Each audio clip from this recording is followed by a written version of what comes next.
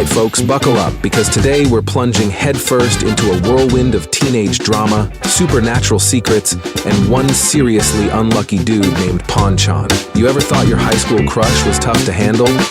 Try throwing in a pair of wolf ears, a hungry bite, and an overprotective older sister who punches harder than a freight train. Yeah, Panchan's living the dream.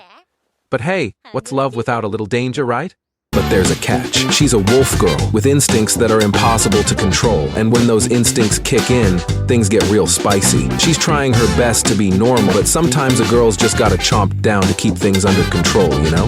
And before you ask, yes, there is a story like this, and you're about to dive headfirst into it. It might be fresh off the presses with only a few chapters out, but trust me, this one's worth sinking your teeth into. And the manga is called Garuru Girl. The story kicks off with our protagonist and his classmates scrambling to figure out their new classes. The school year is just starting, and the air is buzzing with that unique blend of anxiety and excitement. Everyone's chatting about the usual potential new friends, cute classmates, and, of course, the desperate hope of not ending up in a class full of nerds or troublemakers. As they make their way to class, our boy's attention is suddenly captured by a girl with long, dark hair, Sukimi. Now, she's got that whole shy but confident vibe going on. The kind that makes you wonder if she's secretly a badass or just really good at hiding her nerves. The entire school is whispering about her, and from the sound of it, she's already been crowned the resident cutie of the year. Our protagonist is absolutely stunned, not just because she's cute, but because she recognizes him and calls him Panchan. Yeah, Panchan. Imagine trying to live that nickname down later. In the classroom, she introduces herself to everyone, casually dropping that she's from Zinui Middle School and has a serious love for meat. The room is buzzing again, and the whispers this time are a mix of she's so cute and wondering if she's a bit of a foodie. Panchan is suddenly hit with a wave of nostalgia as he realizes Sukimi is his childhood friend, and not just any friend, but his first crush, the one who got away when she moved back in elementary school. Now, seeing her all grown up and dazzling, he's blown away. Gone is the little girl who used to race him in the playground. In her place is a stunning girl who's got the whole school buzzing. And sitting in class, Panchan can't help but sneak glances at her, completely lost in thought. His friend, being the ever-observant tease, notices and starts ribbing him, but Panchan's too wrapped up in his memories to even care. He's just happy, no, ecstatic that she's back, even if she seems so different now. Feeling restless and overwhelmed, Panchan decides to head up to the rooftop to clear his mind. But the moment he starts thinking about how much she's changed, he says out loud, "It's difficult for me to be in the classroom right now, and wouldn't you know it, Sukimi," who was sitting right next to him because fate works like that in manga, agrees. Panchan nearly jumps out of his skin in surprise. Looks like he's not the only one who can't relax in that stuffy classroom. The two of them start reminiscing about the old days, and Panchan feels a wave of relief when she remembers the nickname she gave him, Panchan, because he was so good at jumping. Yeah, jumping, and not exactly a skill you can brag about in high school. But hey, it's better than nothing. As they share memories, it's clear that while he might have had the edge in jumping, Sukimi was better at pretty much everything else. But that doesn't matter now. What's important is that the bond between them is still strong, maybe even stronger than before. Sukimi suddenly opens up, telling Panchan, "You were the only boy who played with me back then." Cue the cute moment, but of course, Panchan can't fully enjoy it because he's a bit embarrassed. Why? Because Sukimi is extremely close to him. Like personal bubble? What's that? Close, but here's the kicker: she doesn't seem to mind one bit. In fact, she prefers it this way, explaining that she likes being close enough to smell him.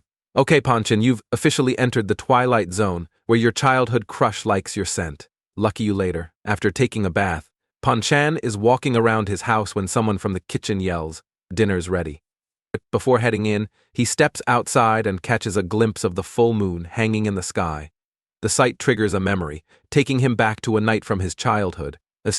In this memory, Panchan and Sukimi are outside, doing what kids do, chasing after beetles, of all things. His friend is totally pumped, declaring it the perfect time of day for catching the little critters. But Panchan? Not so much. He's got that, "it's already dark, shouldn't we be heading home?" vibe. Meanwhile, Sukimi, who had been all in on the beetle hunt, suddenly finds one and rushes back. But by then, she's also starting to feel a bit uneasy. It seems like even future cutie pies know when it's time to call it a night. as Ponchan and Sukimi walk home together. Ponchan, being the concerned gentleman he is, asks if she's feeling all right. Suddenly, bam, Sukimi chomps down on him, and not in a playful way. Ponchan screams her name, caught somewhere between shock and pain. Yeah, that's one way to say, "I'm fine, thanks for asking." This unexpected bite jolts Ponchan back to memories of how Sukimi used to be always pulling off stunts he could never see coming. Ponchan reflects on how Sukimi has never really understood the concept of personal space. She's always been an oddball, doing things that make you wonder if she's from a different planet. Sure, she's mellowed out a bit over the years, but she's still got that unpredictable streak that keeps Ponchan constantly on edge, and thinking about how much she's changed or hasn't leaves Ponchan feeling more stressed than ever. Great, now he's got emotional whiplash on top of a literal bite mark. Back in the present, Ponchan is looking pretty distressed. His friend notices and asks why he's upset, but Ponchan brushes it off, trying to play it cool. Spoiler alert, he's not cool. His friend, sensing that this is definitely about Sukimi, gets hit with a wave of jealousy. And how does he handle it? By cursing Ponchan out in the worst way possible for being friends with Sukimi. Ah, the classic bro, I hate you but I also kinda wish I were you move, not satisfied with just words. The friend gives Ponchan a solid punch to the face and tells him to go talk to Sukimi. Ponchan, despite being reluctant, knows he can't avoid his feelings forever. He sees Sukimi chatting with her friends, and suddenly, the air is thick with tension as Ponchan tries to figure out what to do next. It's just as he's about to feel bad for himself again. Wham! Sukimi accidentally hits Ponchan with a ball. Yeah, this guy just can't catch a break today. Everyone rushes to check on him, and Ponchan is left wondering if today is just one big cosmic joke at his expense. And Ponchan tries to downplay the situation, but it's clear the guy's hurting. Sukimi, seeing his discomfort, insists on taking him to the infirmary, her worry evident despite the awkwardness between them. And on their way, Sukimi can't help but fuss over Ponchan, who's now sporting a bleeding nose. She insists on helping him even as Ponchan tries to shrug it off, assuring her that he's fine. But when he tries to get up, he stumbles like a newborn deer. Come on, Ponchan. At least try to look cool in front of her. Sukimi starts cleaning his face, and Ponchan can't help but feel overwhelmed by her care. He's not used to this level of attention, and as he apologizes for being such a burden, a drop of blood falls. This tiny drop triggers something in Sukimi, making her eyes go wide. She looks at Ponchan with a mix of concern and something else, something more primal. Before Ponchan can even process what's happening, Sukimi slams the wall behind him, almost pinning him down. Her breathing is heavy, her eyes wild. She's panting, muttering that she can't resist anymore. Hold up, what exactly can't she resist? Ponchan's confused and more than a little scared, trying to piece together what's happening. And then, right before his eyes, Sukimi begins to transform. Animalistic ears sprout from her head, and sharp fangs glisten in her mouth. Without warning, she bites Ponchan again, this time with a force that makes him cry out in pain. I look to Sukimi's in a frenzy, completely losing control, her primal instincts taking over. Just as quickly as it began, it's over. She stares at Ponchan, the guilt and fear clear in her eyes. Before he can say anything, she's already apologizing profusely, her voice trembling.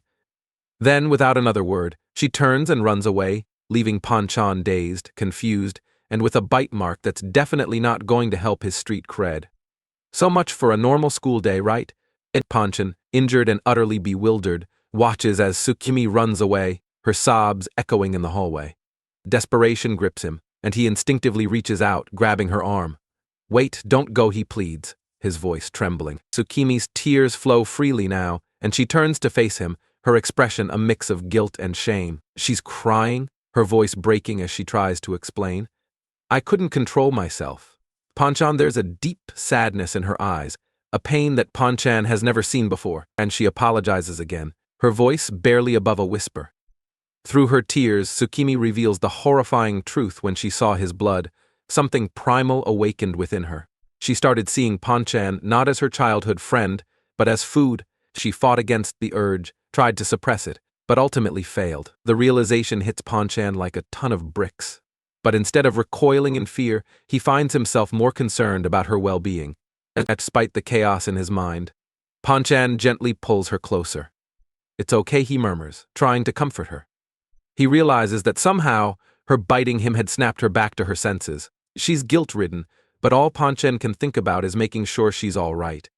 Let's go to the infirmary together, he suggests, his voice soft but steady. They sit on the steps, the atmosphere thick with unspoken words. Just as Ponchen is about to say something, another girl suddenly appears. Her presence is almost eerie, her gaze stern as she looks at Sukimi with clear disappointment. Transforming just from a little nosebleed? Really? Sukimi, she says, her tone laced with disapproval. Ponchen is taken aback, his mind racing. Who is this girl? And how does she know about Sukimi's secret? But what confuses him even more is the fact that she knows the nickname Sukimi gave him, Ponchen. Ponchen feels like the ground has been pulled out from under him as Utsuru, Sukimi's older sister, steps forward, her eyes cold and unyielding. Sukimi had been hiding something from him all this time, something far darker than he could have ever imagined. Utsuru, she introduces herself, her voice sharp and authoritative. Sukimi's older sister. I'm here to tell you the truth about her, about us. Ponchan's heart pounds in his chest as Utsuru begins her tale. And she speaks of a man who turned into a wolf under the full moon, losing control and attacking his lover. The villagers, terrified and vengeful, hung the man, believing they had rid themselves of the monster. Who do you think was the villain in this story? Utsuru asks, her gaze piercing straight into Ponchan's soul, with a determined look. Ponchan hesitates but answers, no one was the villain. They all did what they thought was right. Utsuru steps closer, her presence almost suffocating. Wrong, she says, her voice cutting through the air like a knife. Utsuru reveals the chilling truth: their entire family can turn into wolves, and when they do, humans are nothing more than food to them. His thoughts swirl in confusion, memories of Sukimi biting him when they were kids flooding back. At the mess, she was kept away from humans to suppress her urges. Utsuru continues, her tone devoid of emotion. But Sukimi insisted on seeing you again, so she was given this one chance. And now, she's failed.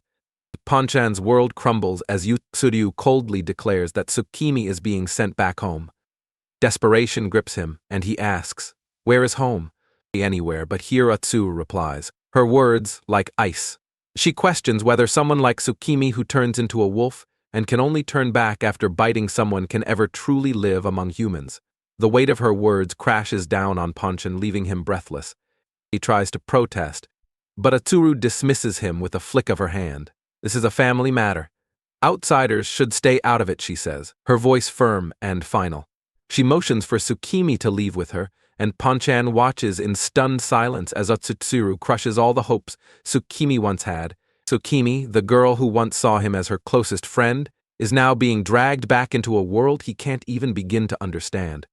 The pain in her eyes is unbearable, but there's nothing Ponchan can do. All he can do is watch, powerless, as everything falls apart when he remembers Sukimi saying, you're the only boy who played with me. He rushes to them, grabs Utsuru's arm, and desperately makes up a lie. Maybe if they were dating, it would be normal for her to bite him just as a kiss on the neck.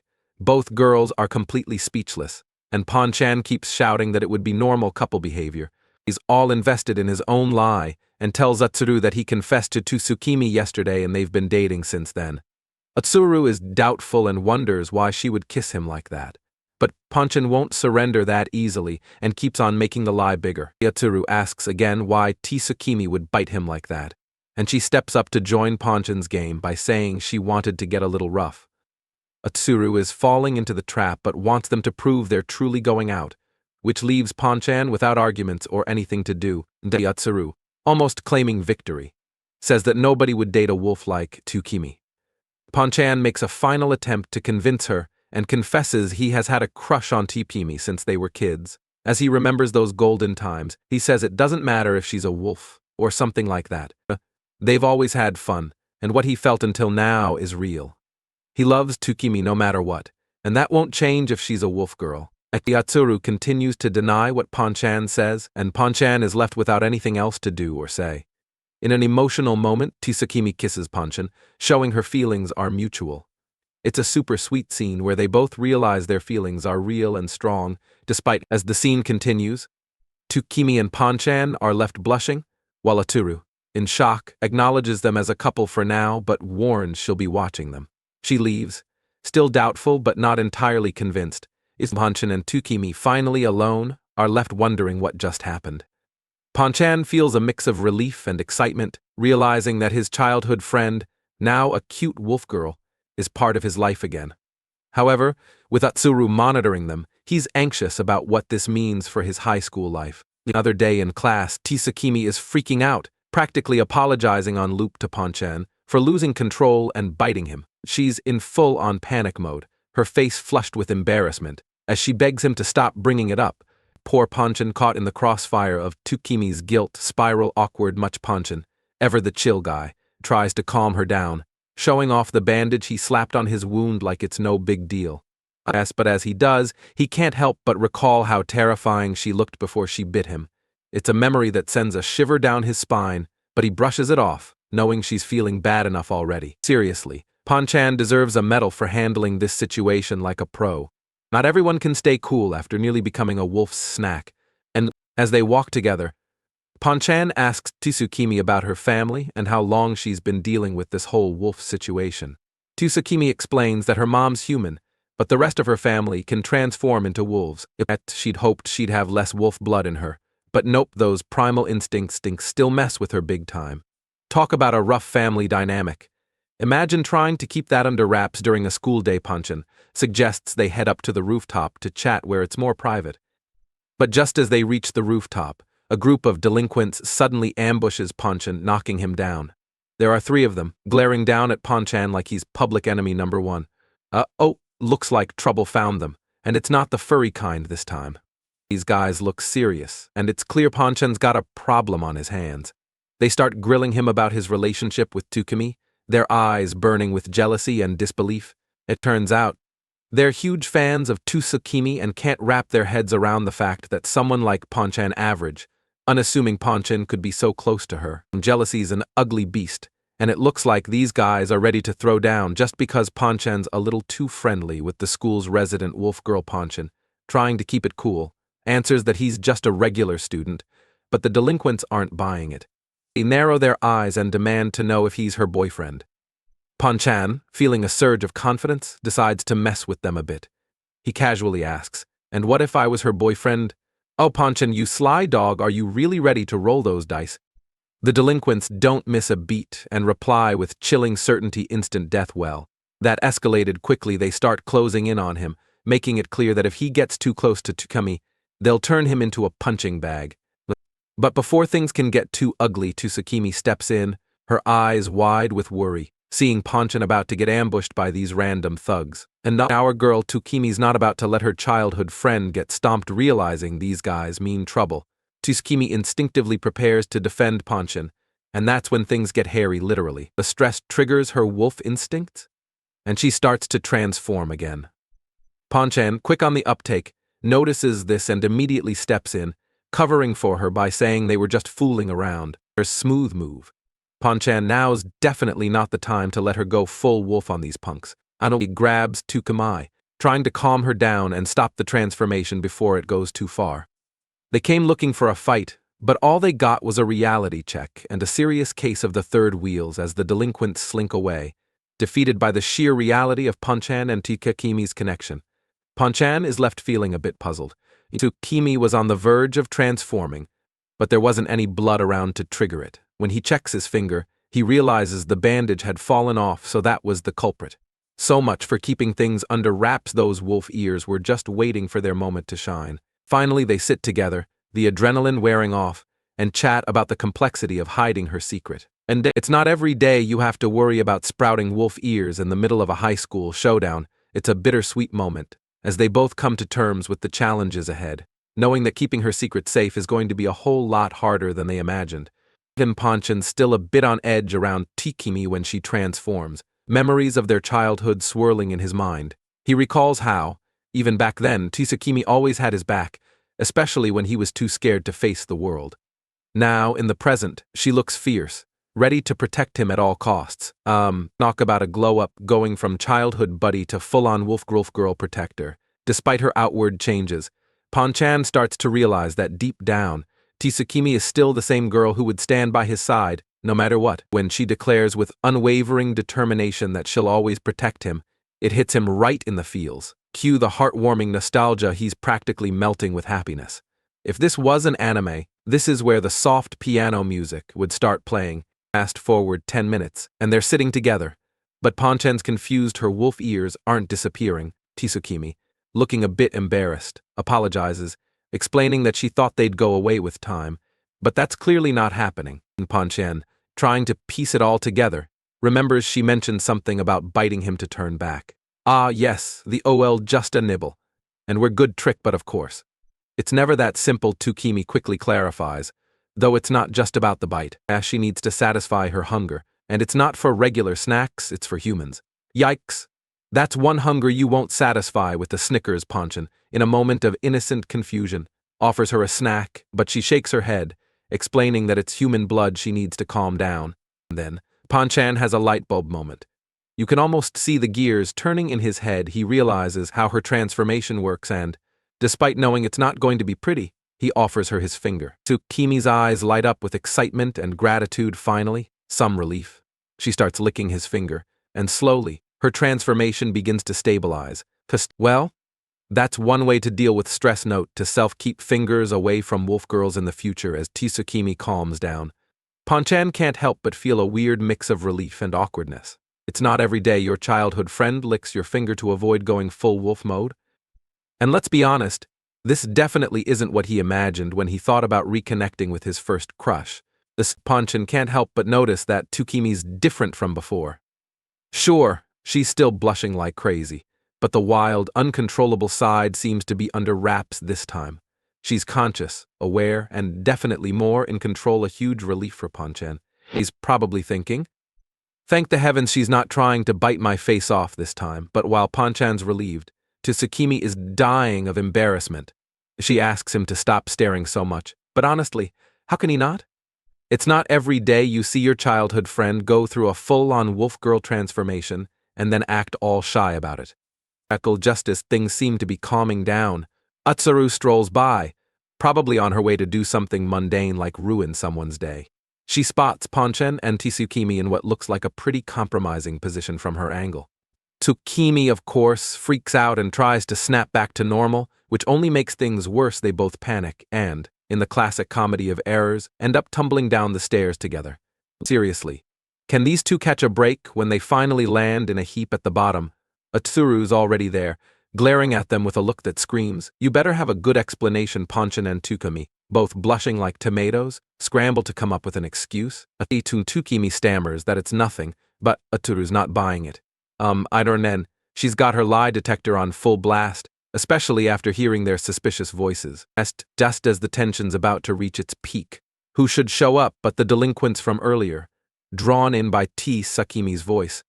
Ponchan, realizing that if these guys see him with Sukimi again, it's going to be major trouble, has to think fast, and by fast, I mean he comes up with the wildest plan yet. He turns to Utsuru and, with the most serious face he can muster, tells her to punch him in the stomach.